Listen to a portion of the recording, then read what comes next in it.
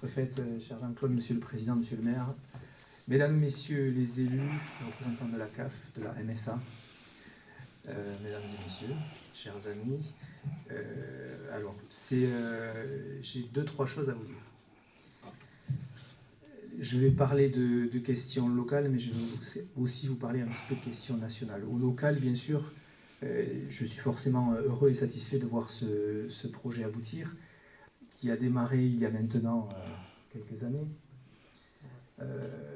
Dire à toutes celles et ceux qui sont ici que réaliser une crèche, un service public bien plus large que la crèche d'accueil de la petite enfance, c'est quelque chose qui n'est pas simple.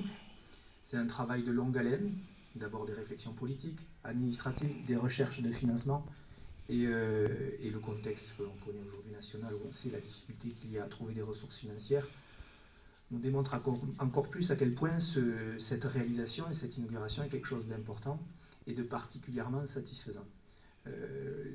L'accompagnement des différents partenaires, que ce soit la MSA, que ce soit la CAF, que ce soit toutes les collectivités, la région, l'État, tout le monde a joué le jeu. Vous avez vu un taux de subvention qui est important, le reste en charge est aussi important. La communauté de communes à Rizelay, c'est une petite communauté de communes, nous sommes seulement 11 000 habitants.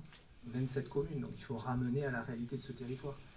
Et donc pour ce territoire, faire une crèche comme celle-ci, d'un tel niveau de qualité, je salue l'architecte Cédric, bravo pour ce travail réalisé, et à bien sûr toutes les entreprises qui ont participé, parce qu'on le verra dans le temps, c'est toujours dans le temps qu'on voit les choses, mais de ce que j'ai vu, les choses semblent très bien faites, mais j'ai confiance en l'architecte pour ça.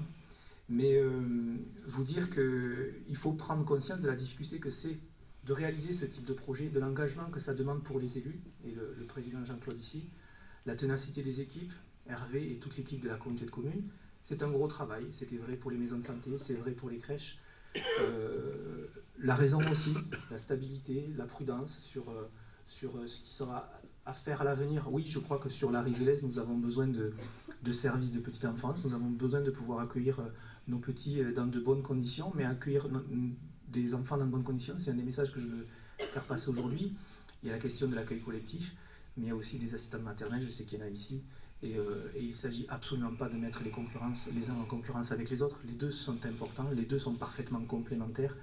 Et quand l'idée de cette crèche est née il y a quelques années, avec un projet aussi effectivement sur le Fossat pour une couverture large de la Riselaise, mais tu as raison, faisons les choses dans l'ordre. Pas besoin de se précipiter, regardons comment ça fonctionne ici. Soyons raisonnables d'un point de vue budgétaire également, mais ça reste un objectif, un idéal. Mais dire que quand ce projet il est né, il y avait aussi la réflexion et la réflexion vis-à-vis des assistants maternels, et il ne s'agissait absolument pas d'effacer les uns pour créer autre chose. C'est vraiment quelque chose d'absolument complémentaire. Et si les assistants maternels devaient être en difficulté, alors ce serait une forme d'échec. En tout cas, c'était absolument pas l'idée initiale. En tout cas, quand moi, j'ai voulu et j'ai accompagné et j'ai soutenu ce projet, c'était la réflexion qui était la mienne et la nôtre. À l'époque, je dis à l'époque parce que ça fait déjà quelques années. Voilà ce que je voulais vous dire sur le niveau du projet, donc forcément très heureux de voir cette crèche s'ouvrir. Après, je veux dire quelque chose de plus politique et national, c'est la question du modèle de financement de nos crèches. Au niveau national, nous avons une difficulté, et c'est vrai dans toutes les crèches, qu'elles soient publiques, privées, associatives. Il y a une difficulté qu'on a pu connaître parfois dans les EHPAD, avec un manque de moyens tout simplement. Parce qu'accompagner des tout petits, ce sont des petites choses fragiles, et comme elle l'a dit, accompagner nos tout petits, ça nécessite un engagement fort, c'est quelque chose de difficile qui peut être parfois usant, c'est une vocation. Mais ça a beau être une vocation, on a parfois besoin de moyens pour bien faire son travail. Et il n'y a rien de pire que de ne pas avoir les moyens de faire son travail quand on accompagne quelqu'un de fragile, qu'il soit très âgé ou qu'il soit très jeune. Et donc certains me connaissent, ils savent que ça fait partie de mes combats au niveau national, mais c'était vrai au niveau local aussi. Et là, les gens qui sont ici dans cette pièce ne sont pas responsables de cette situation, bien sûr.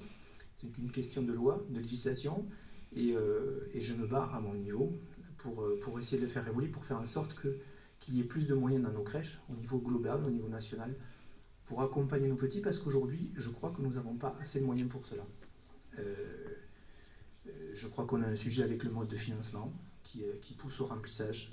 C'est une réalité, mais qui n'est pas vraie à la Riselaise et qui est vraie dans toute la France, et qui s'impose aux gestionnaires, hein, soyons très clairs. Aujourd'hui, le législateur a fait un choix d'un mode de financement des crèches qui pousse ces services, ce qui n'était pas le cas avant. Bon, je ne vais pas rentrer dans la technique, mais enfin, je sais qu'il y a des experts ici qui comprennent ce que je veux dire, qui pousse à remplir pour pouvoir arriver au chiffre qui fait qu'on aura le financement attendu. Ce qui était moins le cas avant avec un mécanisme de financement qui était différent. Donc je pense que le mode de financement des crèches actuelles est un petit peu, pardon du mot, mais pervers, qui devrait évoluer, ça aura un coût, mais ça s'appelle un choix politique. Donc ça c'était le sujet national. Et enfin pour terminer, je ne veux pas être trop long, dire effectivement à toutes celles et ceux qui vont être amenés à accompagner nos petits Darizlaises, beaucoup de courage, les remercier par avance parce que je sais que c'est une vocation et que vous aimez votre métier et savoir que voilà, vous avez à vos côtés des élus qui vous sont reconnaissants. Voilà, merci.